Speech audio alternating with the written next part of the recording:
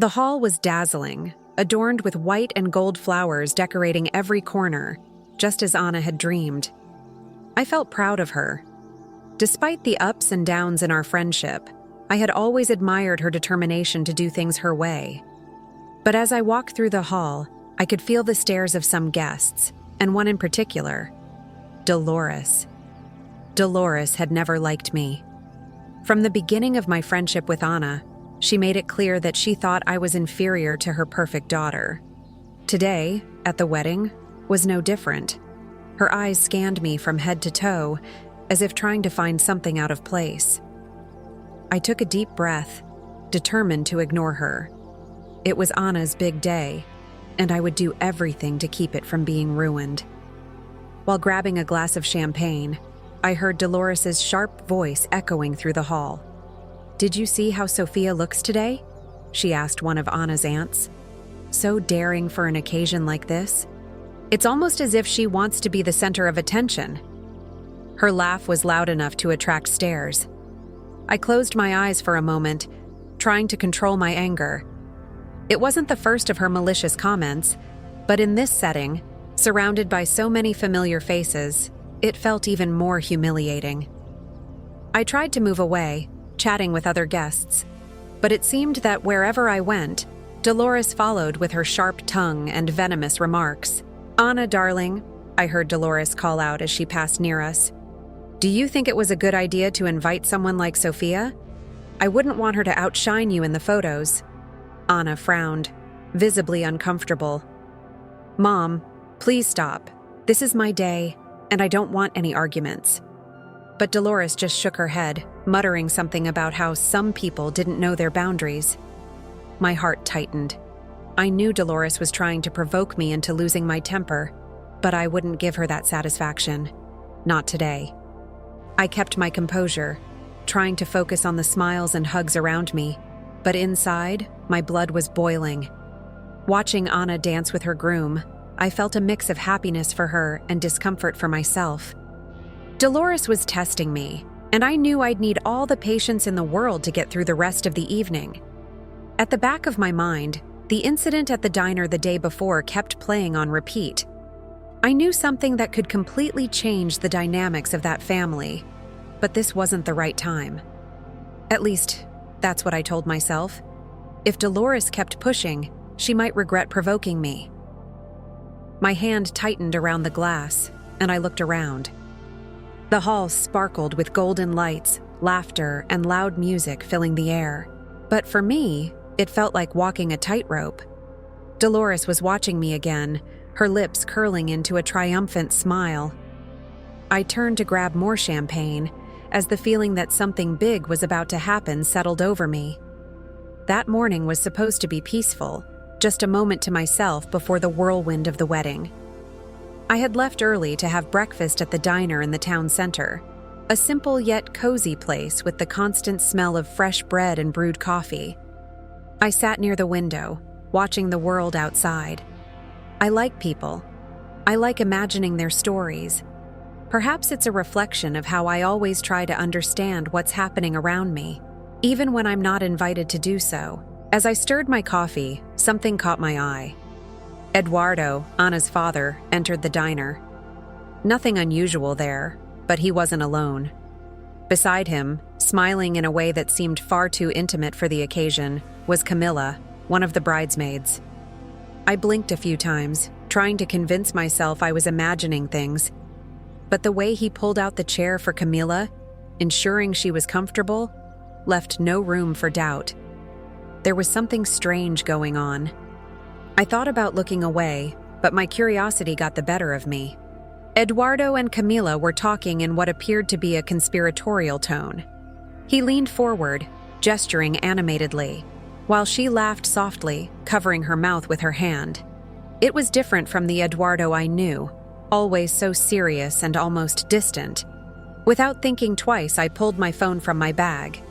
It wasn't like me to meddle, but something told me I needed to document this. If I were wrong, it would be a curious story to forget over time. But if I were right, well, I knew this could mean something much bigger. I recorded just enough to capture the mood of their conversation, the way Eduardo touched Camilla's hand on the table, how they seemed oblivious to anyone around them. When I stopped the recording, my mind raced with possibilities. Did Ana know? Did Dolores know? Why would Eduardo do this on the eve of his daughter's wedding? I sipped my coffee, but it no longer tasted the same. What I had seen wasn't just a casual scene. It was a secret. And worse, it was a secret that wouldn't stay hidden for long, especially if Dolores kept provoking me the way she had been. When I left the diner, the air felt heavier. The wedding day was approaching, and something inside me said that footage wouldn't stay in my phone for long. The hall was filled with an air of celebration. Laughter and voices blended with the background music, creating an atmosphere that should have been perfect. I tried to keep smiling, mingling with the guests, and avoiding any confrontation. This wasn't the time to reveal what I knew, nor the day to lose my patience. But Dolores seemed determined to test every limit of my endurance. "Did you see Sophia's dress?" I heard her sharp voice right behind me. "It's so tight, isn't it? Seems like she doesn't understand the concept of a guest, not the bride." My entire body tensed, but I took a deep breath and pretended not to hear. Dolores was a master at provoking without directly confronting. As I walked to get some water, her voice echoed again. "Ana, darling, I told you inviting certain people might not be a good idea. Look at them. They think this is a fashion show." I saw Ana frown, clearly uncomfortable. She gave me an apologetic look before attempting to rein in her mother. "Mom, please, that's not necessary. Sophia is my friend, and I want her here." "Of course, darling, of course," Dolores replied with a fake smile. "But true friends know when it's time not to steal the spotlight." My hand tightened around the glass I was holding. Dolores was crossing the line, and I could feel my self-control slipping through my fingers. Some guests began glancing my way, their curiosity piqued by Dolores's insinuations. I tried to keep my composure, but when she approached a small group I was standing with and made a loud enough comment for me to hear, I lost the last shred of patience I had left. Some people just don't have any sense, do they? Always trying to grab attention, even on someone else's day. I turned around slowly to face her. My heart was pounding, but my voice came out calm. "Dolores, I think that's enough." She raised her eyebrows, feigning surprise. "Enough of what, Sophia? I'm just making observations. Of course, I'm not talking about you. Directly." Ana stepped closer, trying to defuse the situation. "Mom, please, this is going too far. This is neither the time nor the place." But Dolores wasn't ready to back down. She looked at Ana as if she were the victim and sighed dramatically. "Fine, darling. If you prefer defending others over your own mother." Her words hit me like a slap, but this time, something inside me shifted. I knew it was time to put an end to this once and for all. I stepped closer, maintaining the same calm that infuriated her so much. If Dolores wanted to test me, she was about to find out I wasn't so easily intimidated. My heart was racing, but my voice stayed firm. I knew that if I showed any weakness, Dolores would use it against me. I stared at her directly, ignoring the curious eyes now turning toward us. "Do you want to know why I'm getting so much attention, Dolores?"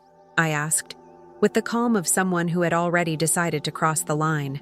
She furrowed her brow but kept that forced smile, the kind she used to mask discomfort. "Oh, Sophia, what are you talking about now? Always so dramatic." "Maybe I am drawing attention," I continued, ignoring her condescending tone. "Because I'm not the one being cheated on by her husband with one of the bridesmaids at this wedding." The entire hall seemed to freeze. The laughter stopped, the music became an insignificant background noise, and every eye turned to Dolores. She stood still for a moment, as if trying to process my words. Then her expression shifted to disbelief.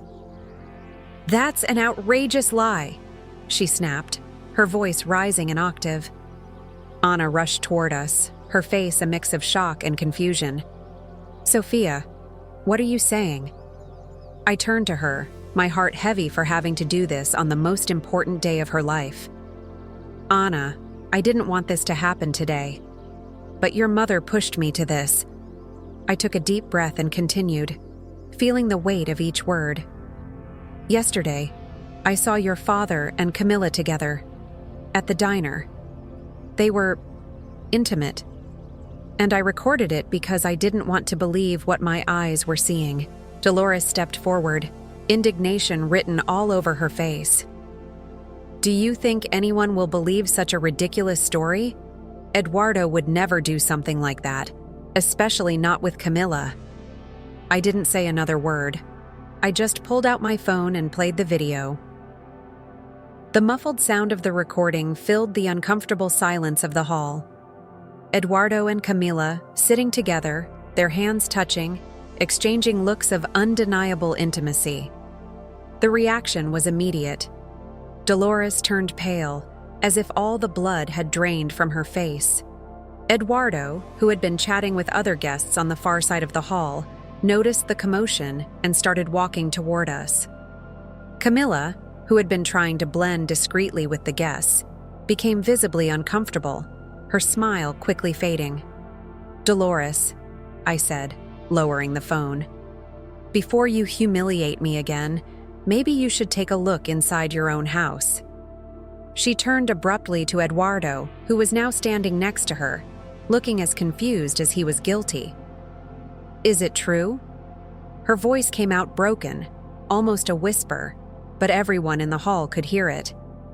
Eduardo stammered, his words tripping over one another while Camilla tried to slip away unnoticed.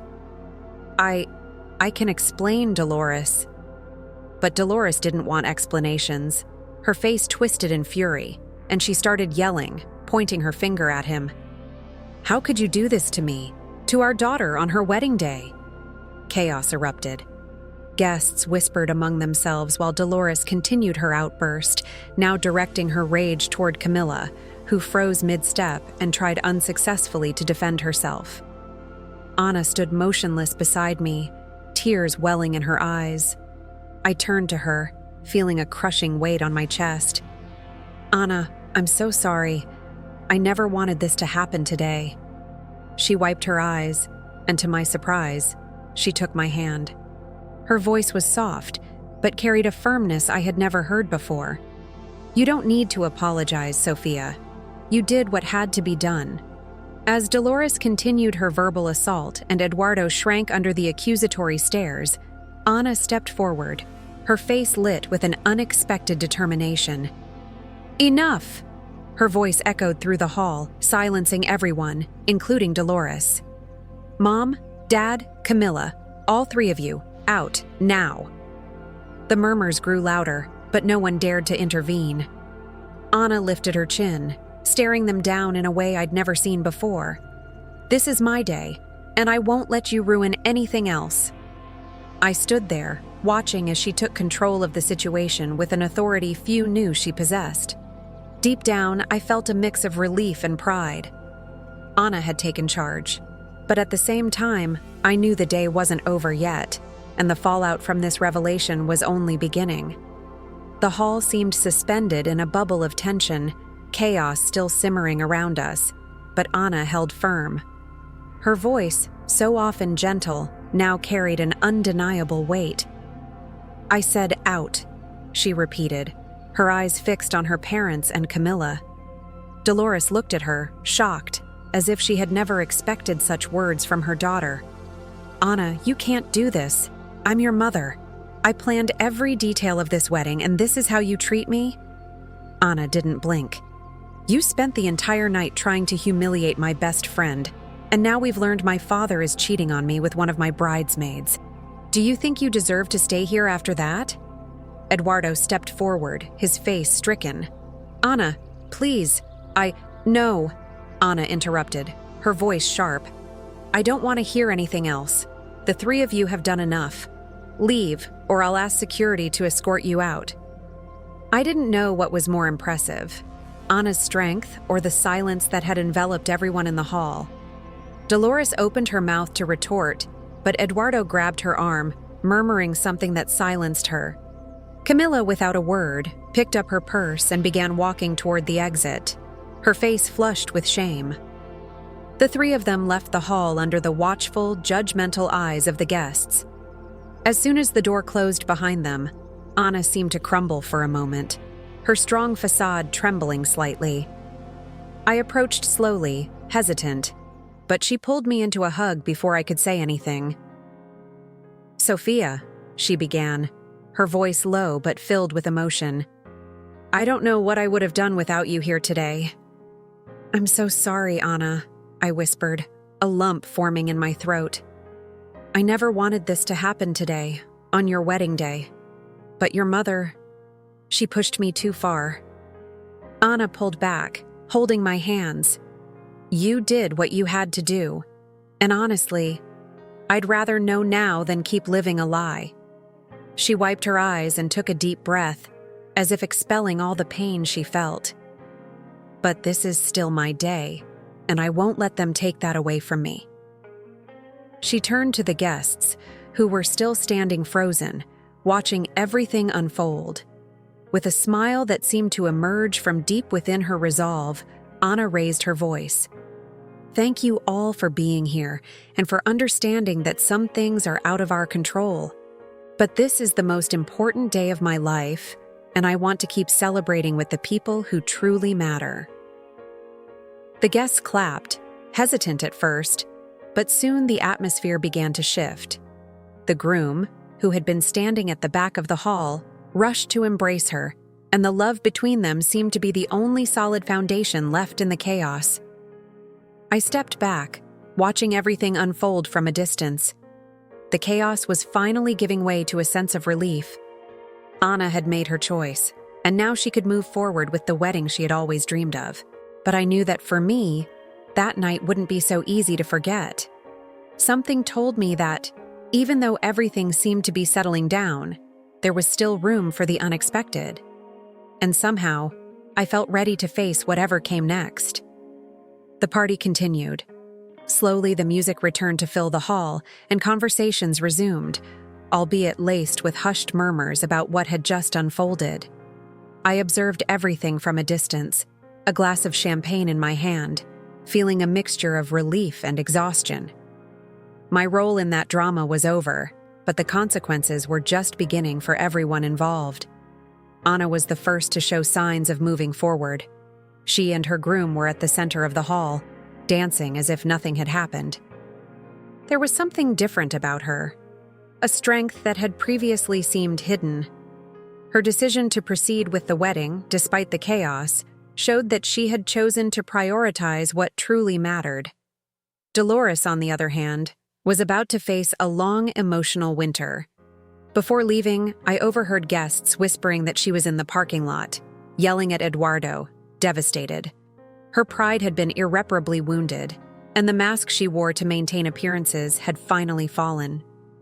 As for Eduardo, I later heard that he tried to return home that night, but Dolores had thrown him out. I'm not sure if he expected anything less, but his betrayal was unforgivable, even by the forgiving standards of the Mendonça family. The last update I heard was that he was staying at a nearby hotel, waiting for Dolores to decide what to do. Camilla disappeared quietly. After the wedding, she was no longer seen in town, likely fleeing the shame. The last time her name came up was in a casual conversation at the market, where someone mentioned she had moved to another city to start over. And me?